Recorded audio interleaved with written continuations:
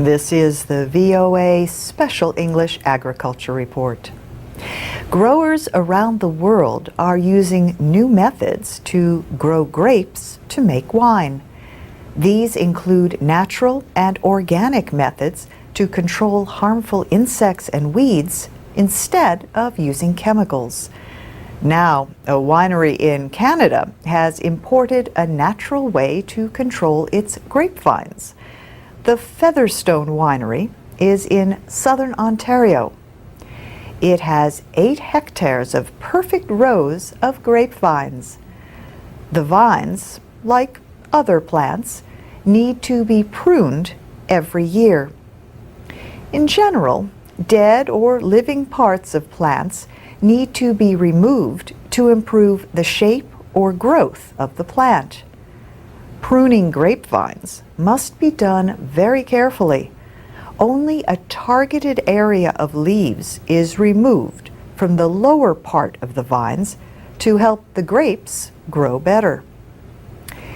But at the Featherstone Winery, no man or machine does the pruning. Instead, the job is done by 40 cute little woolly lambs. David Johnson owns the vineyard. He says he learned about using lambs while visiting wineries in New Zealand. Mr. Johnson says the young lambs are perfectly designed to do the job. They eat the grape leaves on the lower parts of the vine, but they are not tall enough to reach the grapes. They only weigh about 22 kilos, so they do not beat down the soil, and their waste makes good organic fertilizer. In addition, using the lambs costs much less than hiring workers to prune the vines for 7 weeks in the summer. And when the pruning is done in August, the lambs, well, you might not want to know this part, they become lamb chops. Tasty ones, says David Johnson. He says he had a difficult time finding enough lambs to do the job. There are about 50 million lambs in New Zealand, but there are not nearly as many in Ontario.